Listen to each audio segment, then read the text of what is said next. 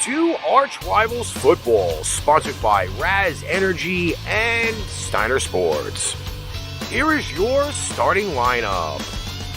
Number 20, Darnell the Playmaker Sallins. Number 94, Alex the Bearman Kazzaz.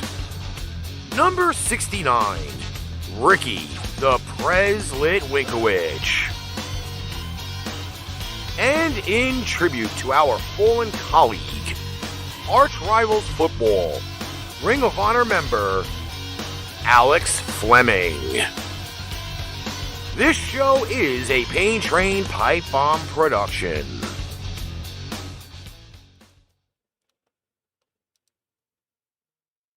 Alrighty, what is up, everybody? It is ArchRivals, Season 3, Week 16 in the books.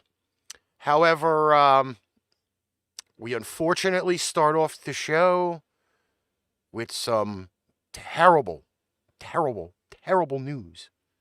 And here to share it on the show today is the Bearman. Alex, what's doing?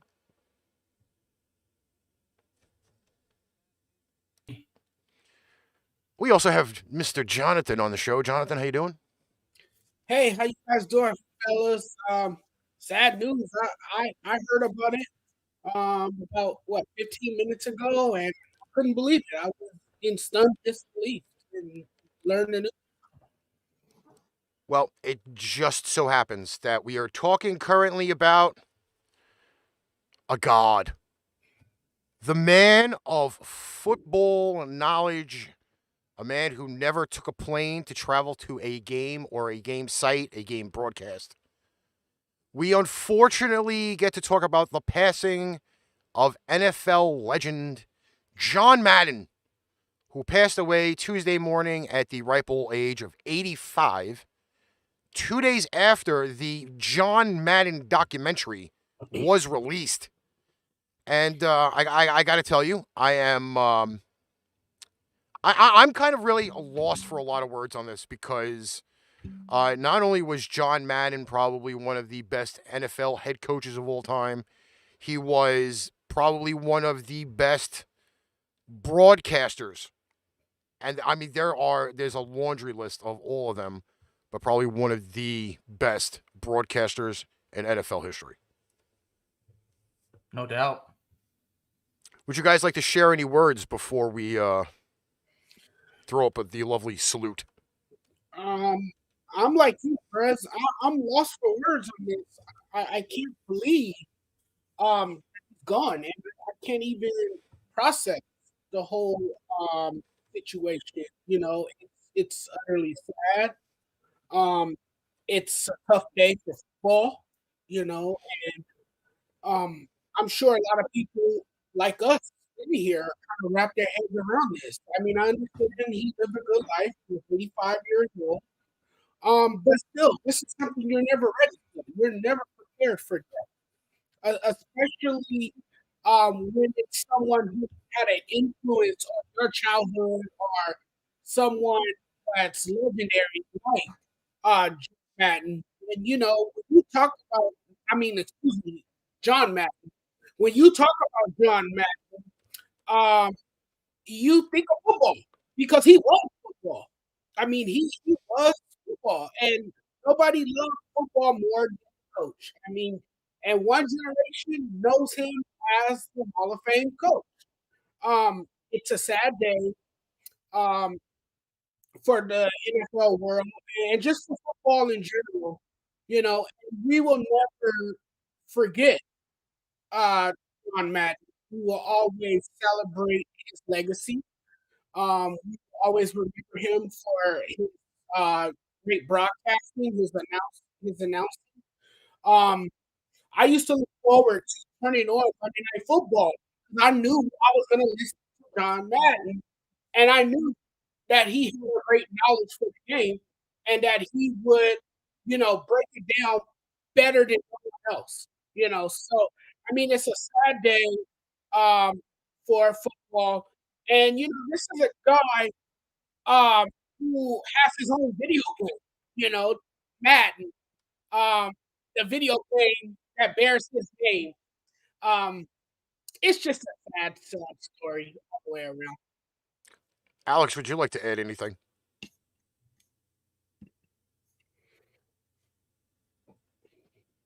Okay, Alex, you're on mute. Sorry. That's okay. I was wondering why my voice wasn't echoing. But mark my words, gentlemen. Never again will there be another John Madden. Never. Do me a favor, Alex. Could you please give us Mr. Madden's stats? Gladly. A 76% winning percentage. 103 and 32 and 7. A Super Bowl champion. Amongst other things, and the list of accomplishments is just endless. But here's more. A 16-time Emmy Award winner. Pro Football Hall of Fame. Think of that. Not only was he a head coach, but he won 16 Emmys. Which goes to show, again, broadcasting was one of his better traits ever. Amen. Go ahead, Alex. I'm sorry. Amen. Anything else to add to it? I got to the best ones. I'm just out of respect. The best ones is what I like to put. Okay, so in tribute to Mr. Madden, I have put together a little bit of a memorial for him. I have gone out and decided to give him a presidential salute because I think he is one of the true gods of football. I'm giving him the 21 gun salute, which is normally used for high-ranking government officials. So we're going to give you this little salute from us at ArchRivals Football. John Madden, you will be sorely missed. Your game hopefully will forever keep your name in great standing.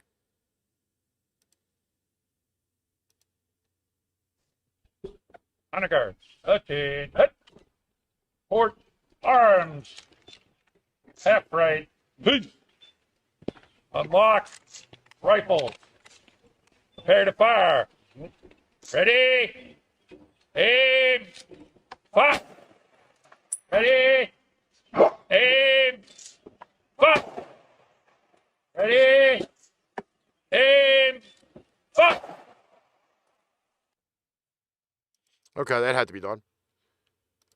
I am so lost at words. Like, this is not something that when you're doing show prep that you automatically walk into and you're like, holy cow, John Madden died. Do we not talk about this? Do we talk about it? Again, John Madden has a legacy of a game that is just, believe it or not, without reach at all. Like, it's just a very difficult time for me personally. I've definitely grown up and played and still possess every version, every copy of John Madden, all the way back to the beginning. And if you end up seeing Madden Football on this channel later on, I will be then paying homage to Mr. Madden because, again, John Madden is a coach that I grew up watching. Like, believe it or not, my little pubescent years of being 5 and 6 years old watching football, and there was John Madden with the Raiders. And then Monday Night Football or anything on Fox or CBS, there's John Madden.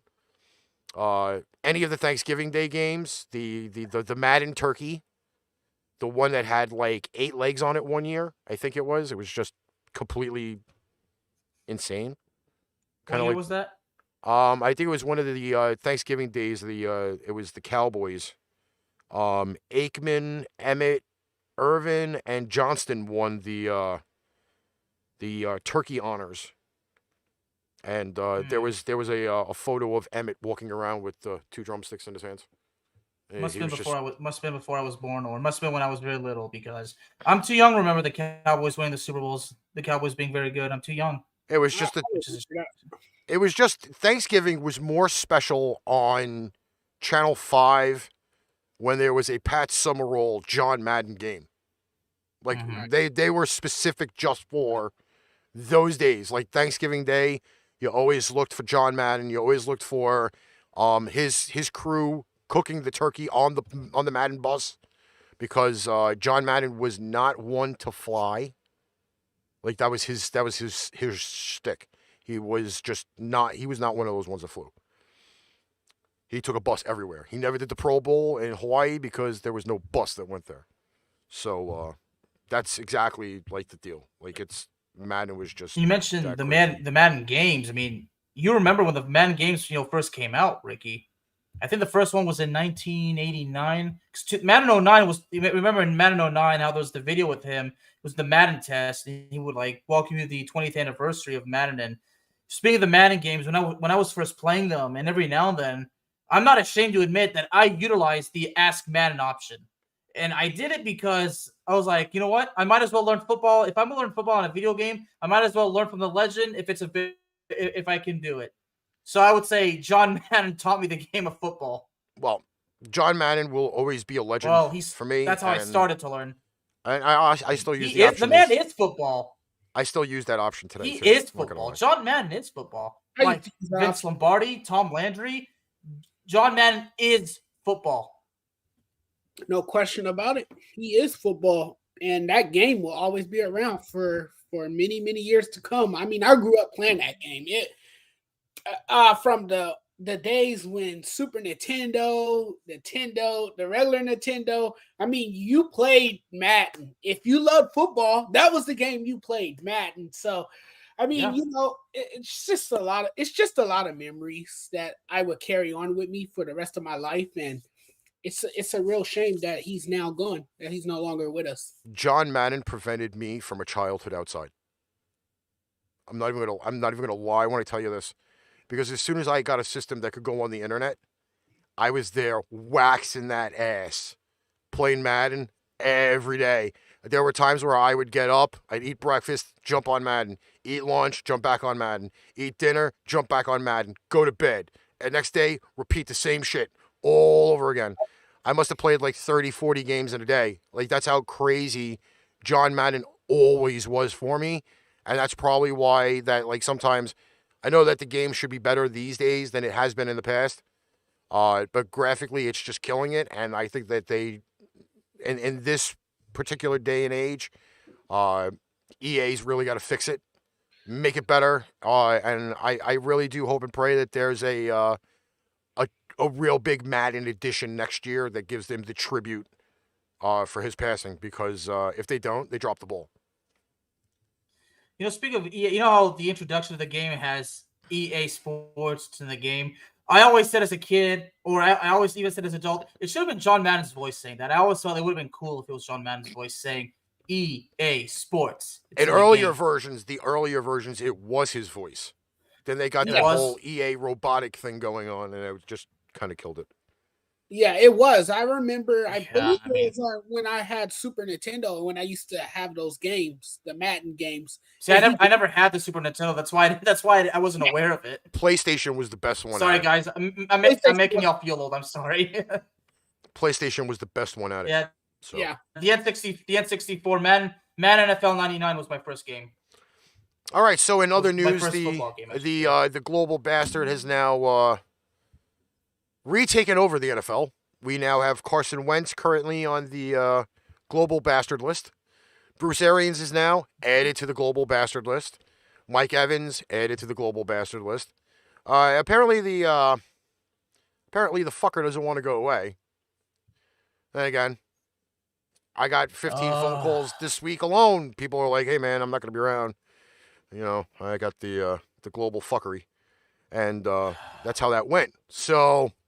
Again, like, it's stupidity at its finest that this shit is fucking happening, but also at the same rate, I'm just kind of wondering, with the new protocol setup that they've got going on, that they're not giving the players or coaches the full 10 days. It's now only 5 days. Does that feel like a concern to you guys at all? Yes and no. I say no because we're at a point in this whole thing that we need to kind of feel a bit more, fearless, I should say. I guess I'm saying is we need to stop letting this whole thing take over. Like, we got to do something back, but at the same time, we do have to be careful. So I'm kind of like, I don't even know what to say, honestly. I mean, I'm just like you guys. I just wish this whole damn thing would go away. Yes. I mean, I don't mean to sound. I know I just sounded like an a-hole right now, but y'all can just tell this whole thing. I mean, I don't even know how the heck I'm still sane by this whole thing. I haven't lost it already. Yeah, I have grown fatigued of this whole entire pandemic. I'm just ready for this virus to just disappear. Just be over with already, because it has caused a lot of problems. And I've often said, guys, what it's going to come down to is the team that's able to beat COVID. That's what it's going to come down to. It might dictate the outcome of which team wins the Super Bowl. It might just come down to that. And I mean, it's unfortunate. I mean, that's the world we live in now. We're in the middle of a pandemic, believe it or not, and it's crazy. And you're only going to see more of this as time goes. It's only going to get worse. But, my recommendation to all the players out there is just, man, if you go on a trip, make it a business trip. You got to try to avoid seeing family right now, because you got to make sacrifices for your team, because the last thing you want is to have an outbreak and this affects your entire season. So, I mean, these players got to be a little bit more cautious, be more careful. I know it's hard to do, but that's the world we live in now, and you're seeing names pop up on the list. And I mean, that could be a huge problem for your team. I mean, the problem is this whole thing has caused more problems than the world of sports. I mean, it's caused the problems in our lives. Yes, absolutely. And you've seen people die from it. You've seen people recover from it. It's just argue about it. I mean, yeah, it's caused problems in our lives. Like I said, it's my question. That's why it's called the global bastard. I mean, that's the way to call it. So my question is this: do we at some point see later on? I mean, there's only 2 weeks left of the regular season. Then we have the postseason, which obviously I can't wait for, because that's what I live for, is postseason football. Do you see this as going to be maybe a more of a prevention down the line, especially with the playoff games and Super Bowl? Because obviously the Super Bowl is not something you could postpone, obviously. A playoff game you probably can move to another day if you needed to, but do you see this as any bigger issues down the line with about 6 weeks of football left? Well, considering the fact that we all know this virus honestly won't go away, because there's something like the flu. There's all these other viruses in history, so I think like this virus is just an added thing. So obviously it won't go away. But I don't know what the future holds, really. I mean, because in the world we live in, we don't know what's going to happen. Right, that's true. I mean, they always told us expect the unexpected, and we don't know what's going to happen. That's true, and there's going to be an alarming rate of cases. I mean, more people are going to contract this virus, and it's going to happen. It's a contact sport. You're constantly traveling, and there's no way to escape from this virus. I mean, it doesn't discriminate anyone. You can run all you want, but you can't hide from it. The biggest fear for me is players hiding their symptoms. They may know that they have the virus, but they don't want to sit it out, because they know how huge they might be for their team, or how much their team is going to need them, because they're a huge factor for their success. So that's my biggest concern, is players hiding their symptoms and playing knowing darn well that they have COVID. I mean, bigger problem is that the virus affects everybody in a different way. Like, sometimes you might have it, but you have like maybe one symptom or no symptoms at all. That's why I said we don't know what the future holds, because when I tested positive last year, all I had was a dry cough and I couldn't smell. I had my energy, I had everything else. That's why, I mean, that's why I don't know what to say because it's just theory after theory. I mean, I'm no scientist, but I mean, anything I know is anything I've researched, but I don't know if it's true or not. All right, so apparently this is a tweet that I just got, and it's actually pretty funny. The Panthers have released their best quarterback in Matt Barkley. Yes, that's an actual tweet. Right.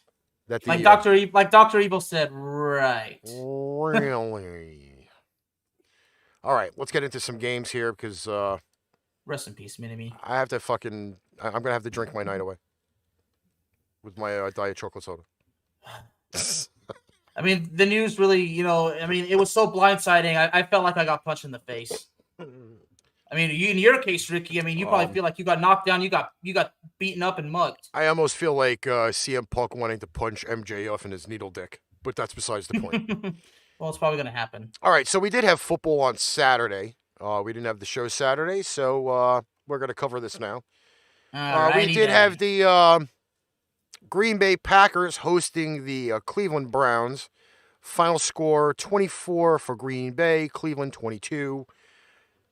One of the interesting little tidbits of this game on Fox, a lot of people were complaining of the setup of the way the Browns helmet was. A lot of people claimed that the Browns helmet looked like a bunny rabbit pushing a shopping cart. Actually, well, okay, did they say shopping cart? Because my sources said it was a walker. Well, it was either a shopping cart or a walker. However, still pretty funny that Fox did that to them. I mean, I feel a little bit horrible for laughing because you see something with a walker. It's a sad situation, but I believe Fox could have done a better job doing the graphic, or at least at some point, at maybe like after the first quarter, they could have turned the graphic from orange to brown. It may have worked a little bit, or a gray background or something. But yeah, I mean, I don't know. It was difficult to see at first. It probably took me 45 seconds to finally see if that was red. That looked like a rabbit. People screenshotted it and sent it to me and were like, "What do you think this picture is?" And I was like, "My God, it's supposed to look like the Browns helmet." But maybe, just maybe, they should have just had me do the graphics for the show, and make the Browns helmet actually look good. I don't know. Or our boy Chris. You and Chris. The best. But there was an actual game here. I know we're making fun of Fox because they're visually retarded. Green Bay actually had a decent lead in this game and then forgot to play defense in the fourth quarter. Then again, Baker Mayfield is, my God, very horrible at this point. I understand he's still hurt. Interceptions. But his offensive play on Saturday night was just miserable. I mean, from what I understand, that game-stealing interception is certainly under controversial circumstances. You guys saw that play, right? Yes. Was that interference? Did you see it? I unfortunately watched the entire game. Okay, you saw that play, right, Jonathan? I saw that play. Was it pass interference, or should there have been some sort of flag on the Packers defense? There probably should have been a flag on the Packers, but I mean, when you look at the overall game, Baker Mayfield threw 4 interceptions. Yeah, exactly. The result wouldn't have really mattered that much because Baker Mayfield made more mistakes than one bad call. I mean, yeah, exactly. I would have said, even if the play had worked, how do we know that maybe a play or two later, Baker Mayfield would have shit the bed? Right. So you can't blame it on technicality. You just can't. You can't. I mean, officiating is horrible overall. That's not just in football. That's in sports, period. Yeah. Yeah. And, there's going to be calls and no calls. And calls that's not in favor of the players, our particular teams. That's in every professional sport. It's not only in football, it's in basketball, it's in baseball. It's in every sport. But once again, the defense looked stout for the Green Bay Packers. Until the fourth quarter, at least. Until the fourth quarter. They fell asleep in the fourth quarter. But overall, the defense got it done. Aaron Rodgers is Aaron freaking Rodgers. We all know that. how great of a quarterback he is. He clearly outplayed and outdueled his counterpart, which was Baker Mayfield. And Baker Mayfield just doesn't look like himself. Baker Mayfield has struggled, but this defense put a lot of pressure on him, and they forced him into 4 turnovers. I got to say this, though. And on the analysis part of this for the Green Bay Packers, I first off, I think that if their defense falls asleep like that and they do that in the playoffs, they're pretty much going to get destroyed early. When you play defense the way that the Packers did, you can't just play for 45 minutes of the game. You got to play the full 60. I'm sorry to tell you this. If they go against a hot team like Tampa, a team that can get hot like Arizona, a team that can get hot like the Rams, their fourth quarter is going to be the fourth quarter nightmare. Yeah, that's what I say about my Cowboys defense. I mean, that defense was rock solid the entire game. Medina, that's been the case since Thanksgiving. Medina, you missed the Madden talk. We took about 20 minutes in the beginning of the show to talk about Mr. Madden. You know, the idol, the god of football. I mean, when it comes to defense, Ricky, I mean, there's the saying, defense wins championships. So you got to play defense the entire way. Even if you're destroying a team like the Cowboys were doing to the Washington football team, you don't get your foot off the gas pedal. I mean, the Cowboys offense did that briefly, but in a game where it's not like the Dallas-Washington game. Obviously, we're going to get to that game in a little bit. But in a game where you're up like, let's say 3 scores in the fourth quarter, you're not sitting there resting your starters in the fourth quarter, okay? I don't care if you're playing the Pee Wee Giants or the Little Giants, okay? Obviously, teams are going to take advantage of certain situations. Mm-hmm. And in this case, even though the Browns are still in global bastard protocol, they did not have their full team, and they still mounted an actual comeback against Green Bay. Again, if this happens to the Packers in the playoffs, they're going to be in trouble. Because, again, you've only played defense for 45 minutes. You have to play it for the full 60. And this is probably going to be one of those things you're going to see as an ongoing theme throughout the playoffs, is if you see a team sit there and start to ride the gas pedal a little bit, like they're just going to hover and coast, that could be the dramatic downfall for a lot of teams. I think I haven't. You asked why would the defense do that, Ricky? Yeah, I think I have an answer for you, and it might be logical. Maybe they were thinking, "Oh well, Aaron's our quarterback. Aaron will take care of the rest." Listen, I mean, come on, it's teamwork. Again, there's a reason why you have 11 guys on one side of the ball and 11 guys on the other side of the ball. Mm-hmm. One guy cannot always be your savior all the time. Aaron Rodgers is human, and he can be very fragile. So, again, like, I don't know if I'd really want to be sitting there putting my money on Aaron Rodgers to win us a game every week of the season. It shouldn't rightfully be that. If you're up by that much, stay up by that much. Right, exactly. And if your defense has been that solid all year, then it shouldn't be a liability at all, you know. And, I mean, but the defense did clinch that victory, though. You know, I mean, you got to give a lot of credit to that defense. But I understand what you're saying, Prez. They need to play a lot better, and they need to do a better job finishing games, closing out games. If they could do that, the Green Bay Packers look beatable to me, unbeatable to me. Well, moving on to the 8:15 game on Saturday evening. Now, I'm giving you all the Eastern Standard times, so if you don't live in the Eastern Standard and you think I'm kind of foolish, well, that's your problem. I'm in the South. Yeah, you're an hour behind. I'm in the South. And Jonathan's in the West, so he's 2 hours behind. I'll just tell you guys the future. All right, you'll be in 2022 an hour before me. Yes, I will. And I'll be still saying it the hour before or the 2 hours before. All right. We did have the Arizona Cardinals hosting the Indianapolis Colts in a game I actually had a little bit more of higher expectations than the way that this game actually looked. We had the Colts 22, Cardinals 16. And how the mighty have fallen within 3 weeks. That's all I can say about that. The Arizona Cardinals have fallen mightily in the last 3 weeks.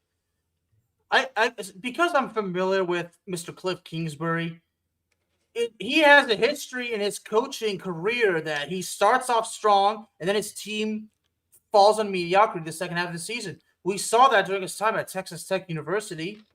So it's something like his first in 2013 when he was coaching Texas Tech. I mean, Texas Tech was 7-0 and then lost 5 straight. So that's what I'm saying. And a lot of people have saying the Cardinals were overrated since the beginning, and now we're finally getting the full picture of it. I mean, I don't know. I mean, my boys have to play him this week, and we'll have to see if they can beat him, and then we'll probably have a different idea. But Arizona lost J.J. Watt, but I doubt that did much damage or any damage at all. DeAndre Hopkins' absence is certainly bad, but the Cardinals are still loaded. I just don't know what's going on. I mean, Kyler Murray himself just simply said, and I quote, "bad football," unquote. I mean, even he doesn't know what's going on, I bet, if he's just going to say it's just bad football. It's hard to sustain the level of success that the Cardinals have sustained. I mean, they came into the season hot. Usually a team cools down one way or another. A team very rarely stays hot for a full season. I mean, you just don't see it. And now, the Cardinals have picked the wrong time to decide to lose football games, But I think the Cardinals will be fine. They still have a good team. They have a lot of weapons. They have the offensive firepower to make some noise. They definitely have a pretty good defense as well. But we can't forget who their opponent was. It was the Indianapolis Colts. And the Indianapolis Colts, the thing is, they were shorthanded. They didn't have all their offensive linemen. They were depleted. But they still have a running back by the name of Jonathan Taylor who can beat you with his feet. And then you had Carson Wentz, of course.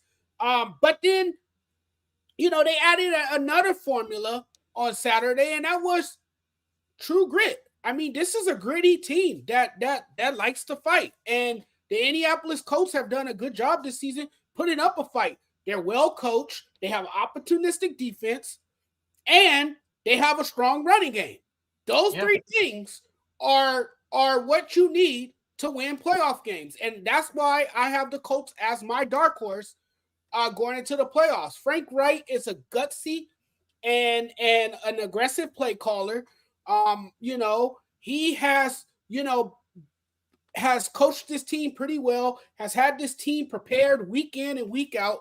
And the Indianapolis Colts, to me, this is a team you don't want to sleep on. I mean, that's why the loss of Carson Wentz, I don't think it's going to do much because they still have the running game. But yes, it will. Yes, it will. Well, I mean, is Sam Ehlinger? Did they announce if Sam Ehlinger starts? Well, apparently there's also talks of them bringing back Mr. Phillip Rivers for, I think the last two regular season games. Obviously, he knows the playbook. So it's not like we're going to be putting in a quarterback with zero experience. Having Phillip Rivers come back is a bonus in a way because you're getting an actual bona fide NFL starter. Not like a journeyman Josh Johnson or anything like that. But at the same rate, though, you're going to have a dramatic drop-off in production if their third-string rookie quarterback or backup quarterback or whatever you want to list them on the depth chart is, you're going to have a dramatic drop-off. If you really want to see how bad it is, go to that Saints-Dolphins game from last night and look at Mr. Ian Block, who had legitimately no clue what he was doing on Monday Night Football. Zero. He was like a little 5-year-old playing chess with 53-year-old men. Okay? It is not anything fathomably possible that you're going to bring in this guy and he's going to bring you to the promised land. So I hope and pray that the Colts do something. Otherwise, that fluidity that they had with Carson Wentz behind center is going to be gone quick. All right. But also, think of it this way. He's listed early enough in the week on the Global Bastard list. If they do implement that 5-day thing, he could be eligible by Saturday. There are no games on Thursday Night Football. There are no games on Saturday. It is a full 16-game slate on Sundays now for the last 2 final weeks of the year. So the Colts can be positive that they get Wentz back, but I think they also need to find another contingency plan, not the guy who's never taken an NFL snap in his career. That's the way I kind of look at that. Colts will be in trouble if they don't. Okay, Sunday football. Game I just really threw open my mouth a little bit because as watching football on Sunday, they legit come to halftime and there was no highlights in the game. The New York Giants traveled to Philly. Final score, Eagles 34, Giants 10. Mr. Joe Judge gave Mr. Jake Fromm 1/2 and said, hey, let's shit the bed some more. And put in Mike Lennon. And speaking of Joe Judge, they announced he ain't going nowhere. Unfortunately, I don't think him or Danny Dimes are going anywhere, which is a very, very huge mistake on the Giants' behalf. But you know what? If you're The only way go go ahead. is if Gettleman is fired, then Joe Judge goes as well. I don't think anybody's getting fired then. But you know what? If you're Washington, Philadelphia, or Dallas, you know what? Keep them. That's fine. Who cares?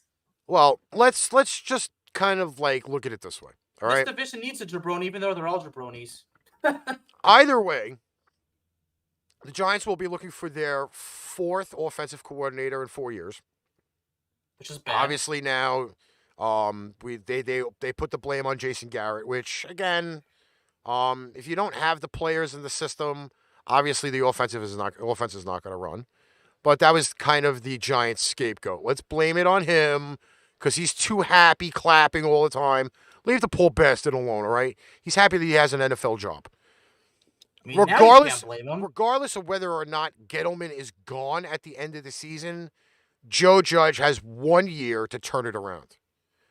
Whether or not, again, the rumors, and I quote this big time, rumors that Mr. Wilson is coming from Seattle to MetLife, that's not going to happen. It's not a fail-safe plan. I mean, even if it does, it's not going to work. It's horrible, okay? They don't have a great offensive line either, so. And that was one of the knocks on Gettleman with the hog mollies wall bullshit because he said he was going to fix the offensive line. He's had 3 years to do it, and all 3 years, he's more than shit the bed. He's shit the entire room. So he shit the house. And now the Giants are going to have 2 picks in the top 10 in the first round of the draft in 2022. And it's going to be up to them to start using all of these draft picks that they got to plug as many holes on this boat as possible. On the other side, the Eagles did play a good second half of football at least, because all of their highlights were in the second half, not the first half. And I'm not joking when I said it. Every national TV broadcast that I watched said, oh, yeah, this game's tied at 3-3 at half. There's no highlights. And they moved on. I'm not even kidding when I tell you this. I mean, there was nothing to talk about. I mean, it's a good thing they did. I'm not a fan of Joe Judge's decision of taking out Jake Fromm after the first half. You already know what you have in Mike Lennon. Again, a quarterback who's not won an NFL game since 2017. And that's it. Let Fromm play an entire game. Okay? You do not know what you have in Jake Fromm. You don't. Right. That's a big mistake.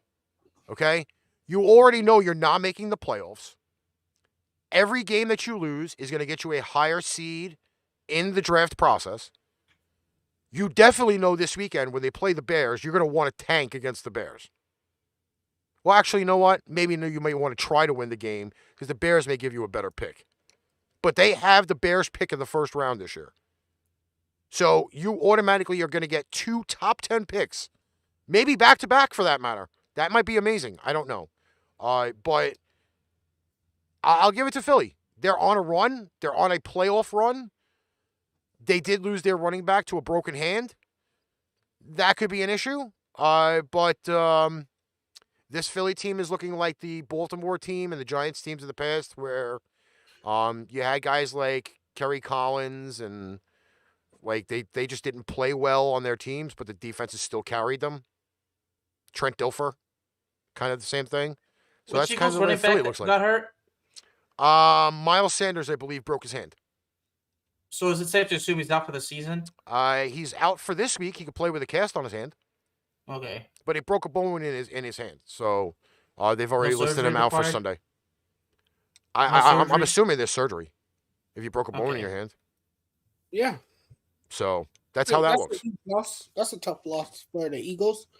But the Eagles, they might just bounce their way into the playoffs. Obviously, they're not winning the division. We could put that on ice right now. They're No, not Dallas winning the division. Dallas already got it. I mean, But Dallas they're got it before the other game. They're definitely in the playoff conversation though, for sure. They're 8-7. They have won 6 of 8 after opening the season 5 of 7. So I mean, they definitely have moved into playoff positioning, and they definitely have turned it around late. It took them some time, but they finally figured it out. All right, now I wish Darnell was here because I'd love to have him and Mark squabble at each other. Okay, we had the Minnesota Vikings hosting the LA Rams. Final score: Rams 30, Vikings 23. In a game that Matt Stafford. What happened, Matt? He crapped the bed too. Apparently, special teams carried this game, majority of it. I will say that. But Minnesota's still barely hanging on in the NFC race. Rams then go ahead of the Arizona Cardinals in the NFC West, which makes some very big drama for the next 2 games, I would say. Any comments on this game? No? Well, I get it. I mean, Mr. Brabham says that Minnesota is very likely out of the playoffs now. That's probably technically not true. I don't know if they've been officially eliminated yet. I mean, Minnesota's got to play Green Bay in Lambeau Field next before finishing out the season against the Bears. So They're still mathematically in contention. yeah, They're not eliminated just yet. I think they're not eliminated until like next week if they lose. Their Yes. next game. and they got to beat Green Bay to beat the next game. So they got to beat the first team to beat Green Bay in Lambeau Field this year, which will be a damn miracle. Matthew Stafford was definitely out of rhythm in this game. He got a lot of help from, like what Prez said, special teams. He didn't look too good, in this past game. I don't know. Matthew Stafford to me is up and down. If he could be consistent like he was when he first opened the season, this Rams team could be dangerous. Is the Stafford injury what's having him play bad, or is he just having a bad roll of the dice right now? I think both. I think both. I think it's a combination of both. I think it's the injury and the fact that he's just a little inconsistent at times. He misses his receivers sometimes. Sometimes his throws are not on target. They're not accurate throws down the field. Sometimes he has a tendency to rush his throws. And that forces him into making throws that, he later regrets making. He either sometimes overthrow his receivers or he underthrows. And I mean, that's not always good. That could result in a turnover. We've seen it. But Cooper Kupp is having the year of his life. They definitely got playmakers. Robert Woods was a huge loss for the team. It was a bit deflating. But this Rams team, man, they could do some big things in the playoffs. I'm just a little worried about that secondary because all they really have in that secondary is Jalen Ramsey. That is true. That's all they have there is Jalen Ramsey. I mean, they are going to get a big run with the run game coming back. I believe Henderson's coming back. Akers is coming back. Sony Michel had a day. He had his first 100-yard rushing game of his career, I believe. So, I mean, it does make it interesting on that fact. But, again, I think the concern right now is you got to keep Matt Stafford standing up. You have him hit the deck too many times, potentially you're going to have a bad run on that offense. But it is good to see that the Rams are actually running the ball again. I will give them that. Yeah, it'll be just like last year all over again when Jared Goff went down. All right. a game where I cried. Buffalo Bills at Gillette. Patriots hosting the Buffalo Bills. Final score, Buffalo 33, New England 21. Buffalo takes over first place in the AFC East. New England drops to the 6th spot in the playoffs standings. I'm going to say this. My boys did play stupid football on Sunday. Stupid football. One drive that legit cost them the game. They caught the rookie offsides on a 4th and 7. Gave Buffalo a chance to score. A lot of drop passes, offensively and defensively, I'm going to say, because there were quite a few balls that should have been picked. They weren't. I will say this, that the spotlight on Mac Jones is burning him a little bit. He's not as stable as he was on the beginning of the run that they had after starting at 2-4. Buffalo did impress me with their play calling. No Cole Beasley, but they definitely had plenty of backup for that position in the slot. So I give them that credit. But Buffalo's defense, to me, is still pretty suspect. Yeah, despite the fact that Micah Hyde made 2 interceptions. Well, one of them, believe it or not, again, is off of a catch that should have been made that was not made. And then there was one overthrow. So, again, like, I don't have, if they run into a team again like the Colts, or they run into a team, let me see how I could really possibly put it, like the Pats again, I think that's very possible of them playing each other in the playoffs, that potentially teams will look to run the ball about 85% against that defense. Because it's not pliable at all. Right. That's the way I look at that. But now things are interesting because now Buffalo holds tiebreakers over New England and Miami. Which is a game that I really cannot wait to talk about coming up. But I will say this, though. All it takes is one Freudian slip in the last 2 games, and as many tiebreakers as they have, Buffalo could still lose the division. Right. And it could go either way at this point, too. Because I believe anybody could shit the bed. I believe Buffalo's schedule is stronger than the Pats. I'm not 100% on that, but there's only 2 games left, so I can check. Because the Patriots have Jacksonville this weekend coming, and then they have the Dolphins the last week of the season. I don't remember who Buffalo has. Well, Buffalo's got they got the Jets in their final game. Let's see. Who do they have next? And in recent history, they got Atlanta. They got Atlanta at home. And in recent history, Miami has had a lot of success against New England. Mm-hmm. So should be a very interesting 2 weeks of the season left for them. But I do hopefully expect a bounce back this weekend against the Jacksonville Jaguars. Oh yeah. Okay, next on the lovely docket. Ah, yes. And I have a great commentary on this, guys. I hope you're ready for this. All right. It was the Carolina Panthers hosting the Super Bowl champion Tampa Bay Buccaneers. Obviously, the global bastard hit the Buccaneers this past weekend. No Fournette, no Godwin, no Mike Evans. However, there was an AB sighting. Final score, Tampa Bay 32, Carolina 6. And here is my bonus commentary for the game. The Carolina Panthers upped the New York Giants. I am so proud of the Carolina Panthers for their fan appreciation this weekend. For the first time ever in NFL history, a fan appreciation was the gift of a large beer. A large beer. First time ever in NFL history, the Carolina Panthers promoted alcohol for their fan appreciation. Better than last week's giveaway of the medium Pepsi. Giants fans, get where I'm going here. I would have rather gone to a Panthers game than gone to your Giants game. I don't That's know. coming from a native New Yorker. Jonathan, tell me which is better, beer or Pepsi? Beer all day, Thank you. All day. all day.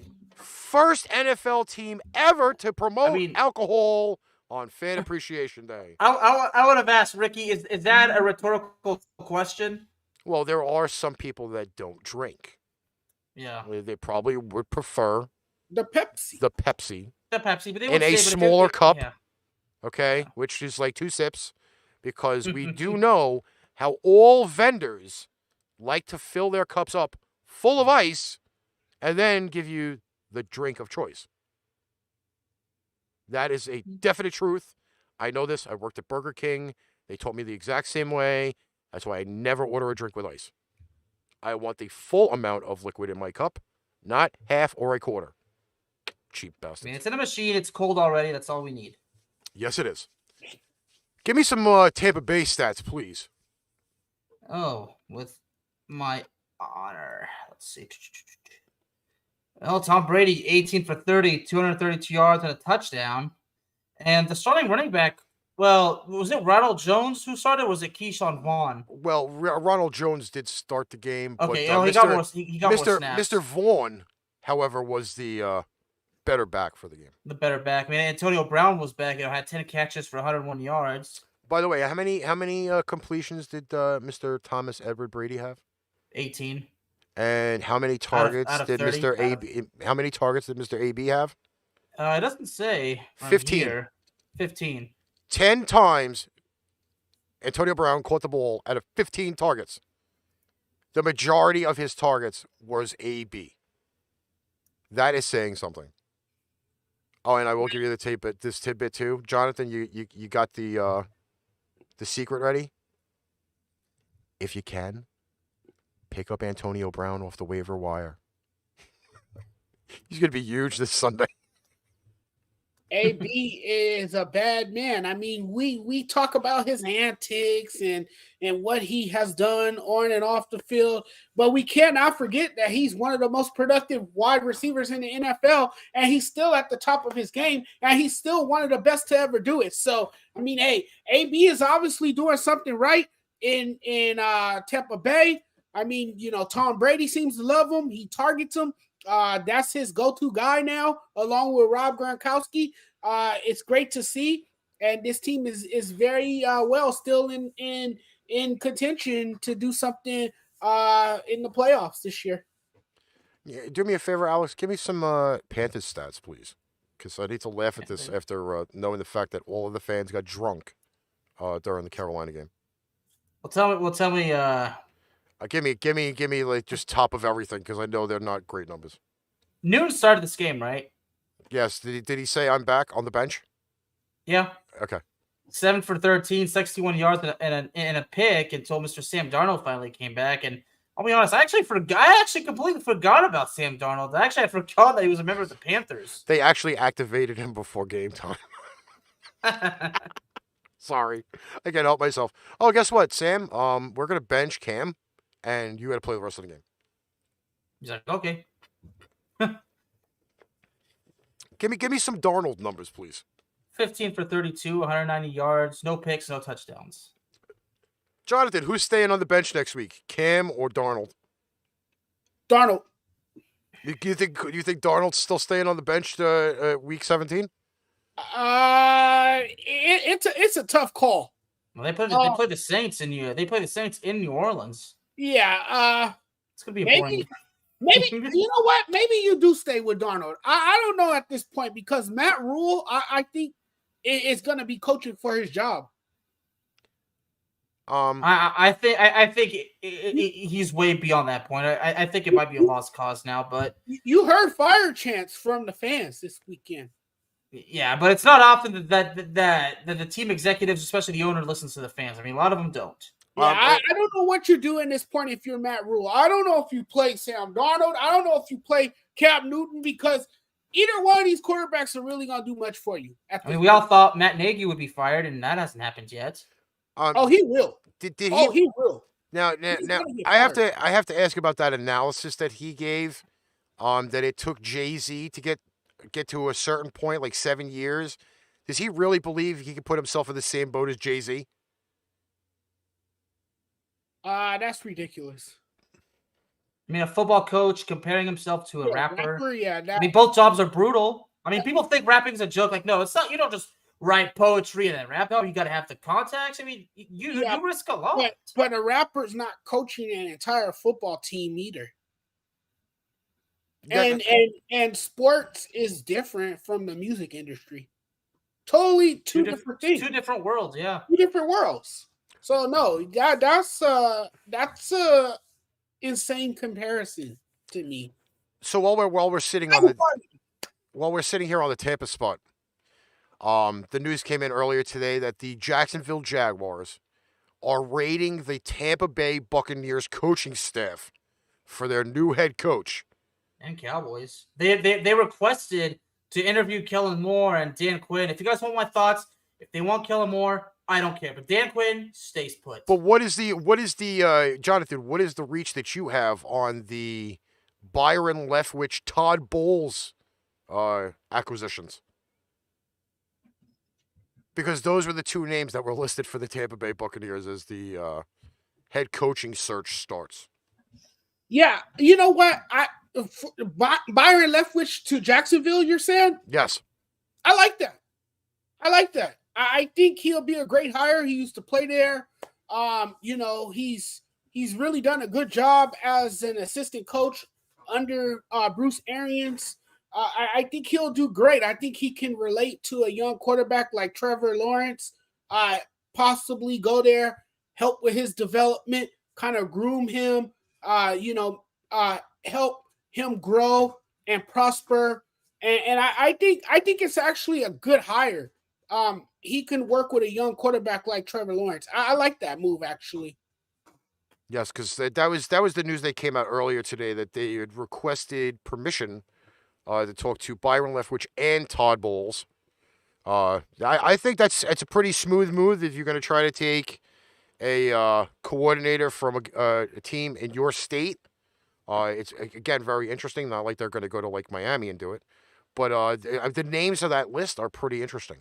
They are really, really interesting. I think he's well deserving of a coaching job. I think he's proved himself that he can coach an NFL team. And I think Jacksonville will be a great place to start. I mean, for Leftwich, yeah. I mean, he's better off going there than Kellen Moore. I mean, Dan Quinn is doing good as a defensive coordinator. And I think in his case, since this is his fresh start, I think he's going to stay in that position for several more years. I don't think he wants that headache of head coaching.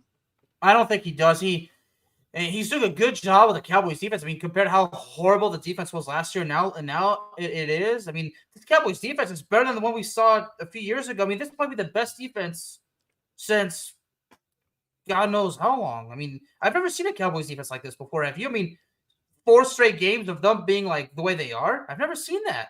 Never. Well, yeah. Now we got to see how they do the playoffs, but still, I mean, at least there are good signs. Well, I mean, last year there was not the best signs with the defense, but now there's more confidence on the defense than ever as far as the doubts. I mean, more people are praising the defense than before. Speaking of defense, I actually got to watch a very subpar, decent game on Sunday, where I will quote Abu from The Simpsons. Defense, you called it blowing? It was the New York Jets hosting the Jacksonville Jaguars. Jets 26, Jaguars 21. And I will say this. I understand Urban Meyer was not coaching the game on Sunday, but the Jacksonville Jaguars are the complete and utter dumpster fire of the NFL. With a chance to win the game on the 5-yard line, they could not get an offensive set to win the game, in which they pretty much lose the game on a penalty, which, again, blows. Quick question, Ricky. What? The play they needed was at the 1-yard line, was it? They needed 1 yard, right? Yes, and they could not get their offense set correctly. Okay. I'm sorry. So I just had to ask. I don't know if I blame the coaching or do I blame the players in the game with the play. Well, Because it's a team effort. So It- you win and lose as a team. Yeah. it looked like Taz was running around on the field just spinning around aimlessly with no direction. That's exactly what the Jacksonville Jaguars looked like on their last play in the fourth quarter. Now, this was a battle of the first drafted quarterback in the NFL and the second drafted quarterback from the 2021 draft. In a lot of ways, I was not impressed by either one of them in the game. Then again, I wasn't impressed by either team in the game. Jacksonville did lose their starting running back for the year. Torn ACL, done. No, was it? I thought it was an Achilles. Was it the ACL? Yeah, well, Well, what's the name of it? Let me look it up for you. I can't remember what his name is right now. Okay. I'll look it. I'm still in the Madden fog. I had the name and gone. In fact, the guy. It was Rob. No, not Robinson. Sorry. Yes, Robinson. Was it? Robinson tore something in his leg. He's done for the year. Okay, because he had a heel injury earlier this season. So yeah, well, he's now gone for the rest of the year, which might be a bonus for the Jacksonville Jaguars at this point. Yep, it is. Yeah, and it's torn Achilles. Yes, but still, torn ACL, torn Achilles. The bottom line is it's a gruesome injury, and the length and the time to recover is quite lengthy. I mean, it's not just the surgery; it's the rehab. I mean, you literally got to rebuild that knee and then get it strong again. Jonathan, you have any outlook on this game? Because I really don't want to spend a lot of time on it. I mean, like you said, it wasn't that impressive. But one thing that did stand out in this game was Zach Wilson, because he set a franchise record for a quarterback running the football by amassing 89 yards on the ground on 3 carries. So I guess that's the only takeaway from this game, really. Because both of these teams, as you alluded to moments ago, are dumpster fires. And they're utter jokes in the National Football League. Definitely, you can use them as the internet punchline and crack a lot of jokes about them and post memes about how terrible both of these football teams are, as we did weeks ago when we talked about Urban Meyer and him getting a lap dance by some random chick in a bar. Well, now he could do it and get away with it. That is sure. true. All right, so moving from one dumpster fire to the next one. Down south, we had another dumpster fire. We had the Atlanta Falcons hosting the Detroit Lions in a snoozer, I will say. Final score, Falcons 20, Detroit Lions 16. The beat goes on and on for the Detroit Lions, whom, if the Jacksonville Jaguars would have actually done their job and won the game, instead of looking like a bunch of displaced children looking for a cookie, the Detroit Lions would have been the number 1 pick in the NFL draft. No, hold on. I gotta say thank you. When you played the Simpsons reference, since I love the Simpsons, I'm thank you for that. You're welcome. I there is an emergence of a wide receiver for the Detroit Lions, although I'm going to use a Kurt Angle slang for this next part. Jared Goff sucks. Absolutely. He really sucks. I mean, I could have told you that one. But then again, he's also. It's true. It's damn true. It's true. I play, and I will say this again. He cannot read the field. I will give the Detroit Lions credit that they do have a up and coming wideout, Mr. St. Brown, whom looks like a real deal player. However, I think if he had a real quarterback to throw him the ball 100% of the time, it would be a very, very viable option. But the Detroit Lions are still a dumpster fire, and I still think the Atlanta Falcons are a dumpster fire still. You know what? I feel bad for this guy. Amon-Ra St. Brown, I mean, 9 catches, 91 yards. I mean, the dude's been good all season. I mean, he had a couple of games where he was a ghost, obviously, because of the quarterback situation. But this dude is actually pretty damn good. Another guy that I saw a lot of USC. But, I want to say something real quick about Dan Campbell, man. I think the players have bought into his system. I think they really love playing for him. He's a very passionate guy, fiery. I love his demeanor. I love how he's come in and he's trying to reestablish that team's culture. I think this guy is going to be here for next season, and I really think the players love playing for him. I think the players love him more than the evil kitty being on camera right now. Yeah, this guy. Well, I mean, if he meows to the mic, guys, your ears are there's gonna be high pitched sounds, so I gotta avoid that. Okay, so the next game before I even put it up on the screen, I will going to ask you this cardinal question: how many times do you slam your head with the car door after knowing the fact that the Houston Texans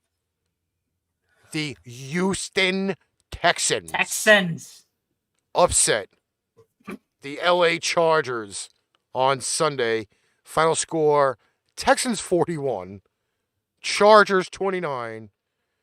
Justin Herbert lost his second game in a row.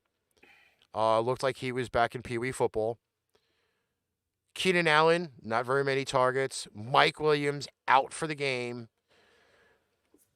I give this one away. I'm just as speechless as probably half the people that bet on it. I'm speechless too. I'm in utter shock about the outcome of that game. But you know what? The Chargers have been up and down all season.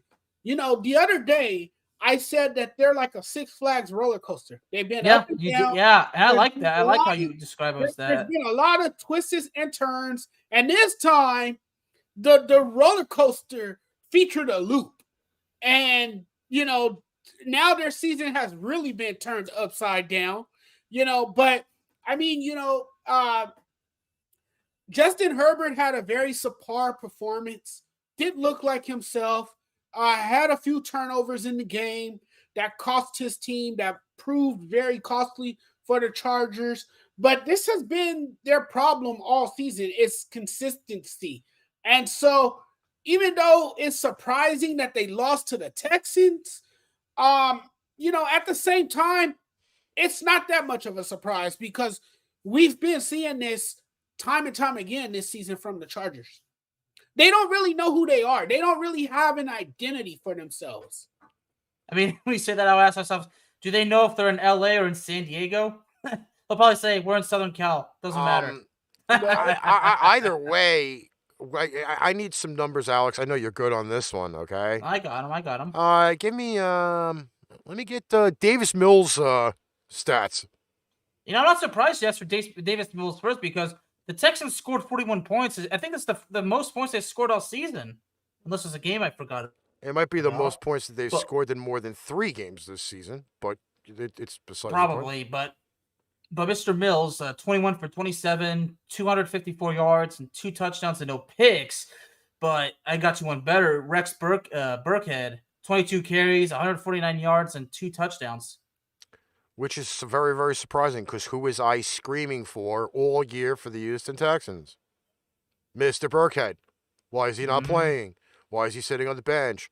Why is he sitting there with a thumb up his ass? Rex Burkhead should be playing. Besides the point, right, Ricky? And he puts up 140-plus yards since he's left the Pats. And finally you sit there and say, oh, my God, we got a running back. Holy shit. We only had 4 of them. You had a running back. You had him. And he was just sitting there with a thumb up his ass. In a state of confusion, too. Well, we go from that state of confusion with the Chargers to the state of confusion in Cincinnati. Cincinnati Bengals hosting the Baltimore Ravens. And Joe Burrow made that statement he made? I'm like, he's right. The Ravens did do that. So, I mean, hey, payback's the you-know-what. And speaking of Joe Burrow, when he said that, he looked like the kid from Home Alone. I swear, he made the face like the kid from Home Alone. Jonathan, give me a little bit of take on this because my analysis for this. I mean, he didn't do that face, the washing face, but Joe Burrow did look like the kid from Home Alone. You know what? The Ravens are depleted too. They got thrashed in this game. I mean, they got completely destroyed. And this goes back to John Harbaugh, man. Last week you had a chance to tie the game, and you decide to go for a 2-point conversion on a critical play. I mean, you should have tied the game up. You might have had a chance to win the game. I know it was against Aaron Rodgers and the Green Bay Packers, but have more confidence in your offense and your team that they can get it done. So that game might have came back to bite them in this one. The Bengals, they keep a hold on the AFC North. after simply demolishing the Ravens. The Ravens are without half of their secondary. You have no Marlon Humphrey. You have a few players missing in that secondary. Your quarterback wasn't playing. Lamar Jackson. He's possibly he could return this weekend from what I've heard. But the Ravens are banged up, and it's not very surprising because the Bengals have been playing really good football. And Joe Burrow, I mean, he's the real deal. He's has really emerged into a star quarterback for this Bengals team. And you know, he's making all the plays. You know, he's leading his team down the field. So, I mean, it's not really that much of a surprise to see the Bengals do what they're doing, and to see that the Ravens got beat down the way they did. They've been ravaged by COVID-19, you know, and that has left their roster depleted. So, I mean, it is what it is. For a while now, you know, the Bengals have been flying high with a high-flying offense. Well, I'm going to kind of make this reference. Joe Burrow was playing Madden on Sunday. It was like him playing a game on easy, puts up 525 in passing yards, all the scores. Like it was good to see finally a breakout from the Cincinnati Bengals. And as much as we didn't have Lamar Jackson, I still would have liked to have seen possibly Tyler Huntley a third week in a row. I do see a lot of potential in that kid. I think if he actually does get a starting job somewhere, that he will be very successful. It is Lamar 2.0, so I'm going to be kind of happy with that. But I'm going to say that the Ravens should have been in a better spot 2 weeks prior when they lost the game to Pittsburgh. Yeah. If they win, if they actually play the way I say, take the points and run, they have a better shot against Pittsburgh. They have a better shot against the Green Bay Packers, and it probably puts them in a better position. Now, Baltimore Ravens are on their way on the outside looking in. On the outside looking in, and back to that game real quick. The Bengals scored every time they had the ball until late in the fourth quarter. And you know, that's another thing. Joe Burrow can stretch the field because he has two dynamic receivers. He has T. Higgins and he has Jamar Chase. And don't forget about Boyd as well. So he definitely has receivers, but Joe Burrow has done a great job stretching the field as well. And those guys are going out making plays for him. So this Bengals team is really making some noise in that AFC North. All right, so we had another game, which was kind of a semi-dumpster fire. I got something to say about this game. What were you talking about? The Bears and Seahawks? No, Joe Burrow. Oh, say something quickly about Joe Burrow, quick. Well, Joe Burrow admitted something about the Ravens' defensive coordinator made some comments. I mean, I don't know what the Ravens' defensive coordinator said. I mean, it doesn't matter what Baltimore did. The bottom line is Cincinnati just kicked their ass. Again. And you know, Joe Burrow never gets enough credit. Never. In tribute to John Madden, we get 525 passing yards from Joe Burrow. I'm happy. Joe Burrow, future of the league. I just may have to play a game with the Cincinnati Bengals on John Madden football and see what happens. Cincinnati versus your Patriots. Do that. Well, that's a potential playoff matchup. Yeah. Which I would love to see, by the way. I would love to see that matchup, actually. All right, we did have the Chicago Bears traveling to the 12th man in the Great White North, where there was a crap load of snow up in Seattle. Final score, Bears 25, Seattle 24. Seattle officially eliminated from playoff contention. Misi, what's doing? And that's the second time in the Russell Wilson era that Seattle's out of the playoffs.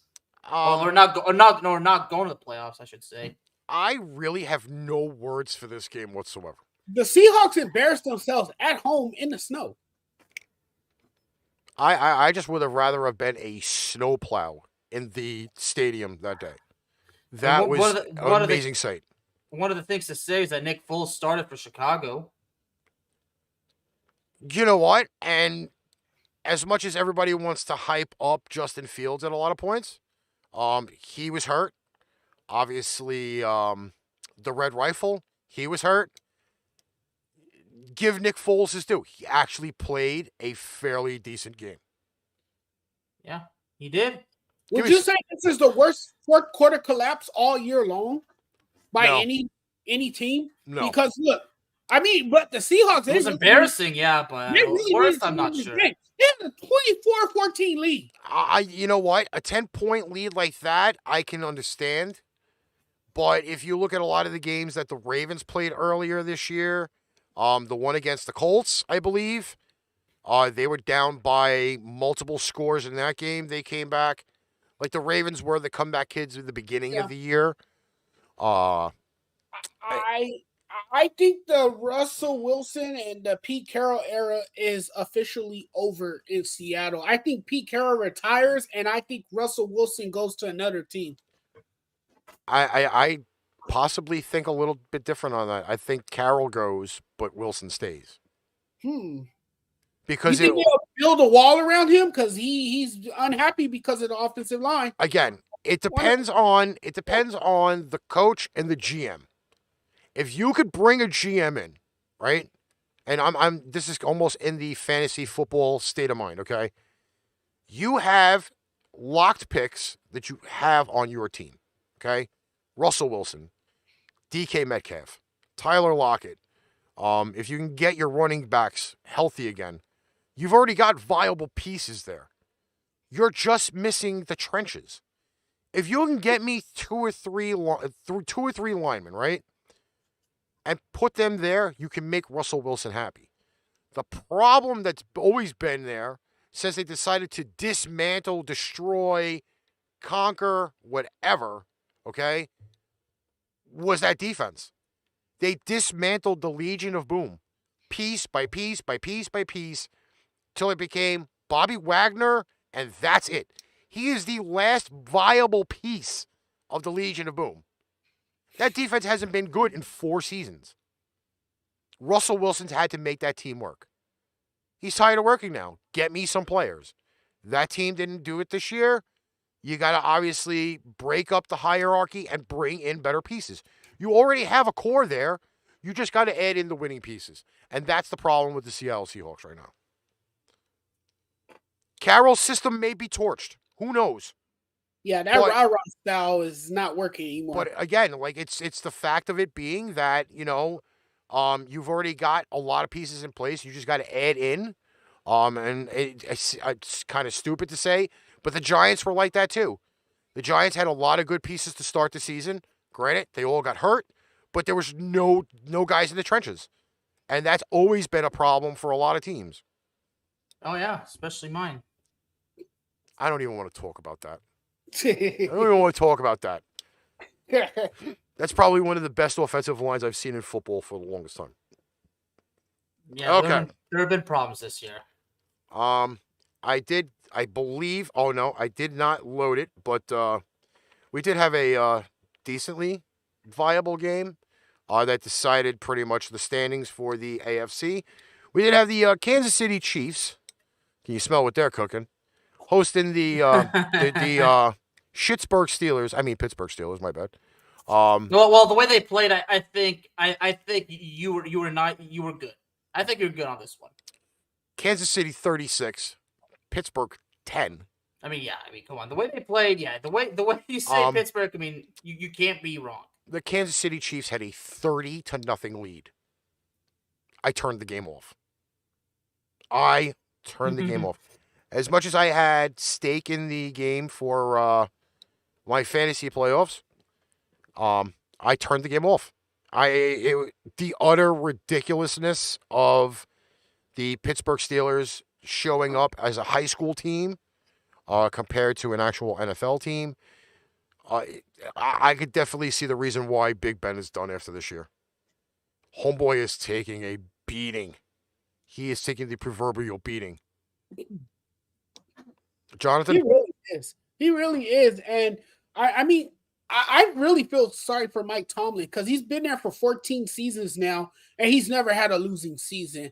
And you got a bunch of players on this team that's very immature. They act childish, and like Chase Claypool, for instance. I mean, he doesn't take this game seriously to me.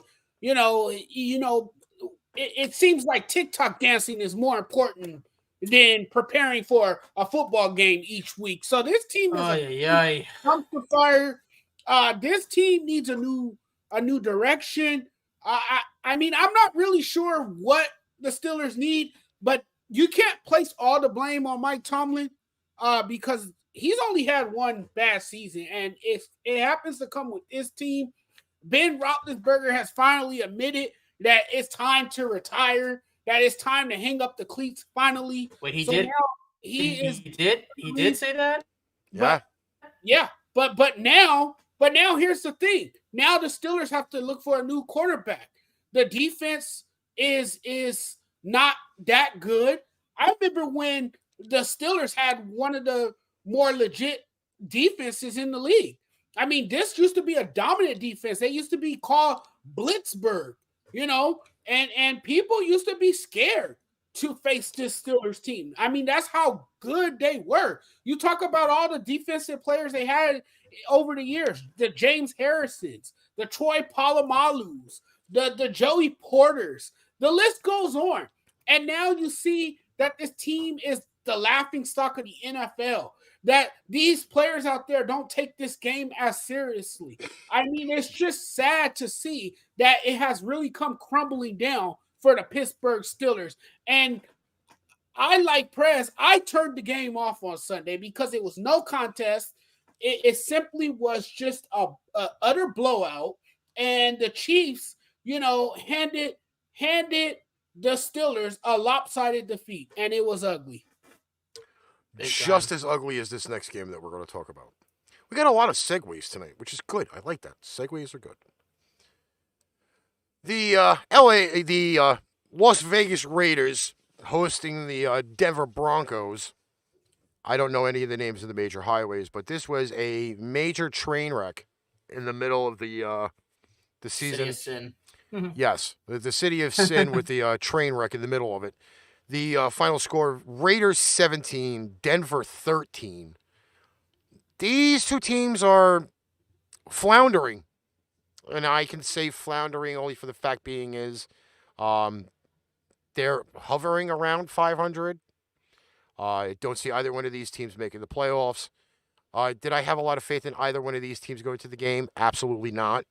Raiders were out down Darren Waller. Denver, no Teddy Bridgewater, which, again, was kind of the thing that the Denver Broncos were missing in this game because Drew Lock was a dumpster fire, too. I could say that. Yeah, well, we already knew that about Drew Lock. It's nothing new. That's nothing new. The Broncos, a lot of people made the argument that the Broncos were a quarterback away from being a contending team because they had the defense in place. And the way the defense played, it should have resulted in a victory. But it didn't because they lack on the offensive side of the ball simply because they have no quarterback. And what it all boils down to is accountability for that Broncos team. So when you look at it, the Broncos deserve to lose. They deserve what they got. Because until that team gets a legitimate quarterback, they're going to be in the position that they're in right now. I totally agree. But even on the other side of the ball, the Raiders didn't look good at all. They were viable in the running game. I think the passing game was a little awkward for me. Personally, I guess that snowball effect of them not only losing Gruden, but then they lose Ruggs, and then they lost Waller. I don't even think we'll see Waller for the rest of the season unless somehow Oakland is really going to try to win their last two games out. I believe one of those games is against the Chiefs. That doesn't bode well for them at all. And I believe the Chiefs play Denver to end the season, so that doesn't bode well at all for them. So both of these teams, again, the mediocrity in the NFL is the way I got to list them both as. Okay, Alex, are you ready to have the floor? Yeah. I You ready to have the floor, Alex? Are you ready for wish you had the this. I wish you had the soundbite to kind of describe this game from a certain perspective. You can give me 1 second. I can pull that one up. All right. You know what, Alex? Just give everybody the score, please. I'm pretty sure Jonathan would love to hear it. Yeah. Go What's for up? it. Oh, I actually got to share the sound again. Yeah, so I might have to. Let me see if I can find Mr. Ross. Okay, I got to share the sound again so he can hear it. Go ahead. At least announce the score, Alex. 56-14, 42-7 at halftime. Like I said before, I did legit turn this game off at halftime. And this was the actual one sound, Jonathan, that was in my head the entire time.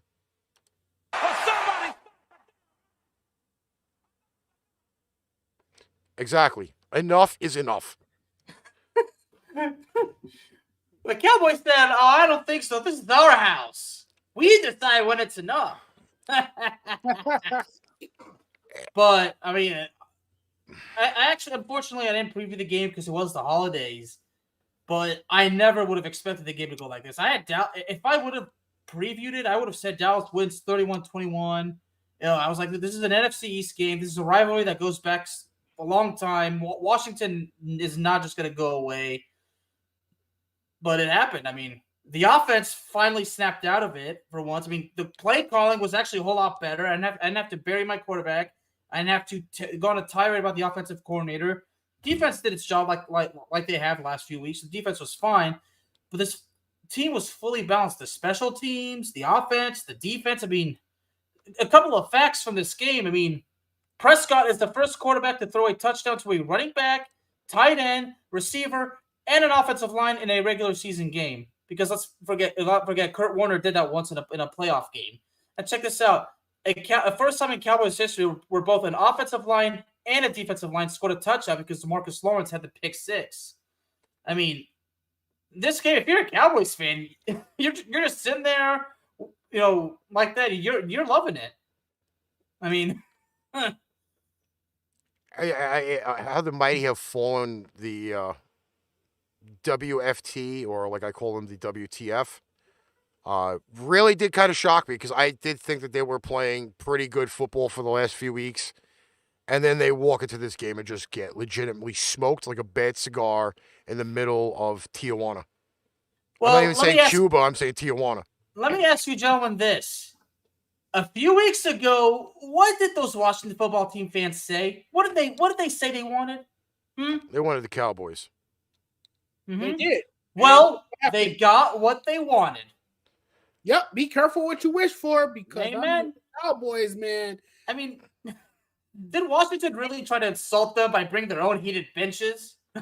Well, then again, that was kind of in the retort for Dallas bringing their own benches Cowboys to took it to Washington. him, man. The Cowboys took it to him. And Trayvon Diggs looks like the best cornerback in the NFL. Mm-hmm. I mean, one more interception is what he needs to hold the record. I mean, he tied a 40-year-old record. That's amazing. And he did on the first play of Washington's offense too. I do have a little bit of On an a outlook play. on that Diggs comment though, because they compared him to National Lampoon's Christmas during the broadcast of the show. Yes, he is leading the NFL in interceptions, but he is He is also the only cornerback that gives up the most passing yards in a game. He's not a shutdown. He's not a shutdown cornerback. He's not a complete shutdown corner. He can easily get beat in coverage. We've seen it. Well, he did. He got killed against the Pats in the that 75-yarder earlier this year. Yeah. I mean, but Calvin Joseph was the guy that was shut down. I mean, Calvin Joseph started that game. He was a shutdown. I mean, he almost had that pick, but which is he's not a shutdown corner, but he does a great job to contain certain receivers, and he also he's also great at reading the field. I will give him that as well. Yeah. he's not shut down yet, but he certainly has potential of being. And one of the highlights from this game, also, we also Randy Gregory with Taylor Heineke. Did you guys see that? Yes. When Randy Gregory literally like that and did that with Taylor Heineke, and they had a moment. It was a moment of respect. You could just tell Randy Gregory has a sense of humor, and the referee was right there. I was like, I thought that the referee was like, oh, he didn't throw the flag. But I guess one of the things is also we saw on the sideline when Darren Payne and Jonathan Allen got into it, and and these guys were teammates in college. I mean, there was a little bit of a debate because Payne supposedly poked Jonathan Allen, and then Jonathan Allen got up and then swung at him. And I said, look, the bottom line is it doesn't matter who started. The bottom line is you can't do that. I get it. It's frustrating, but that fight on the sideline was better than half the UFC fights over the weekend. Yeah, true. Yeah. I mean, you know what? Tempers are tempers flare sometimes, and sometimes your emotions boil over, and you see this kind of stuff. But I mean, it happens on every team. Let's not sit here and pretend like the Washington football team is the only team that's doing this. The cameras just happen to catch those two guys going at it. Yeah. But I'm sure all the rest of the NFL teams have players that have disagreements and that come close to blows inside the locker room. We just don't see it publicly like we saw that incident. Finally, we had Monday Night Football. This is a game I was actually waiting to talk about. We had the New Orleans Saints hosting the Miami Dolphins, whom in this game made NFL history. Final score, Dolphins 20, Saints 3. The lovely quarterback for the New Orleans Saints, Mr. Ian Block, had this in mind while he was playing the game. I see morons. They're everywhere. They just don't know they're morons. Yes, he saw morons, okay? Because his first play from scrimmage throws a pick six. No squish the fish for you again, Ricky. No squishy the fishies again. But I think this week we kind of knew that was not going to happen. Again, when you don't have a viable NFL quarterback, the New York Giants, I can't say about the Ravens because Josh Johnson actually had a good game. Yeah, but there are a bunch of teams that are crapping the mattress because they don't have viable quarterbacks behind center. And this also was a record for Notre Dame quarterbacks who are now 0-24 since leaving Notre Dame.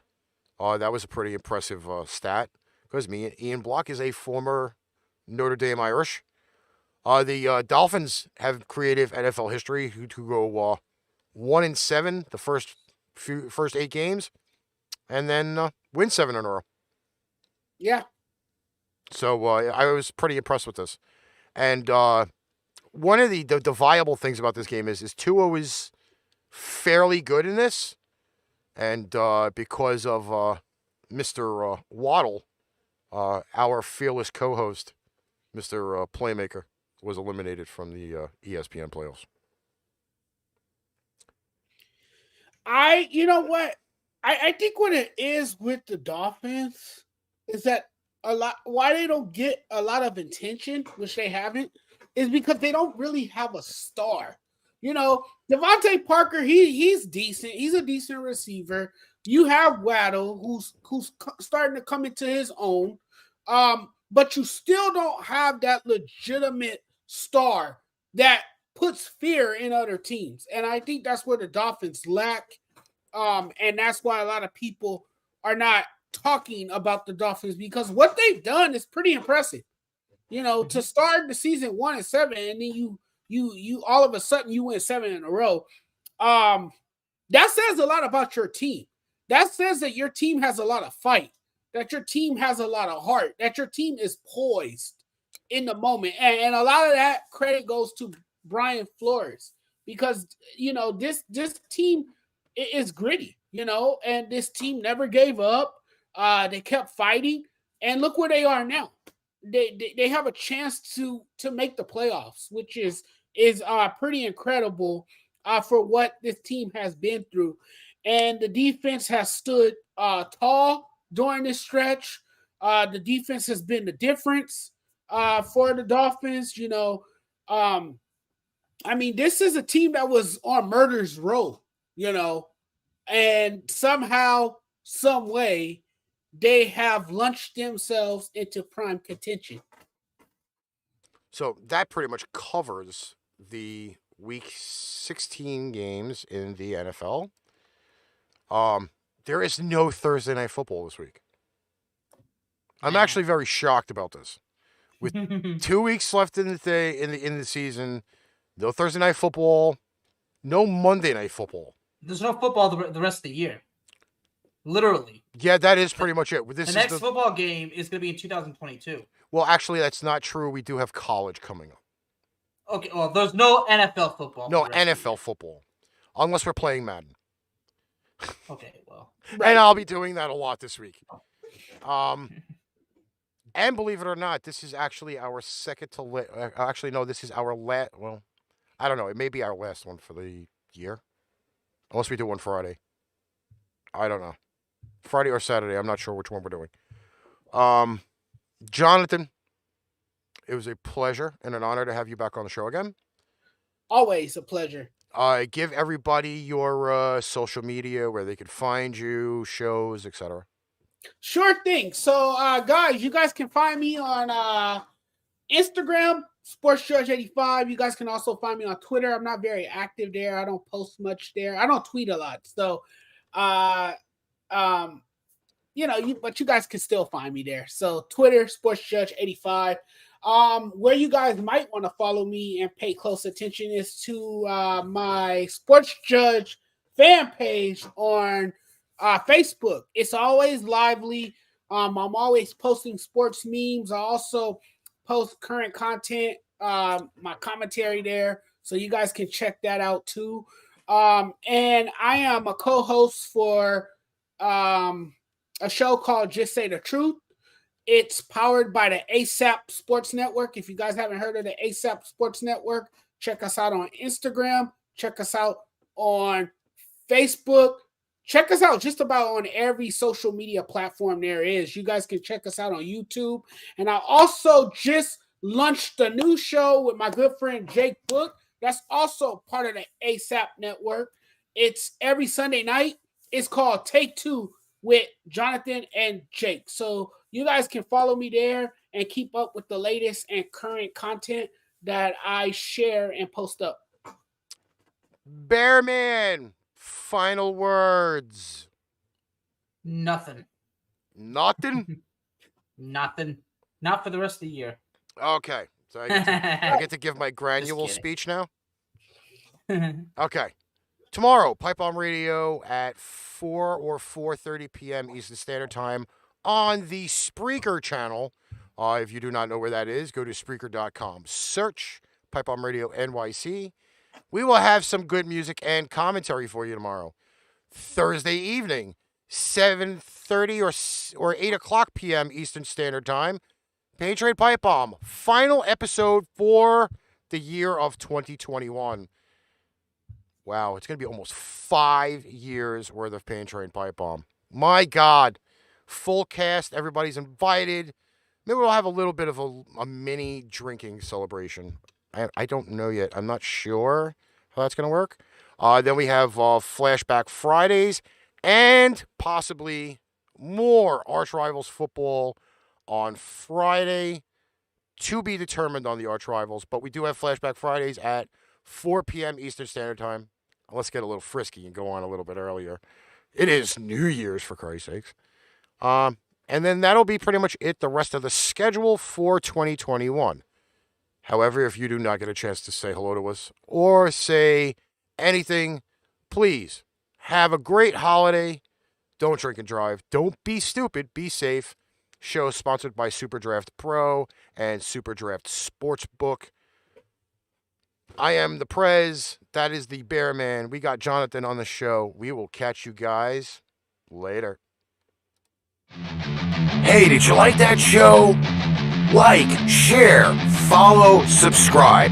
Share out our shows to all of your social media. Need merchandise? Check out paintrainpipebomb.threadless.com for quality merchandise at great prices. Tune in next time for another edition of ArchRivals Football, and we'll catch you on the flip side.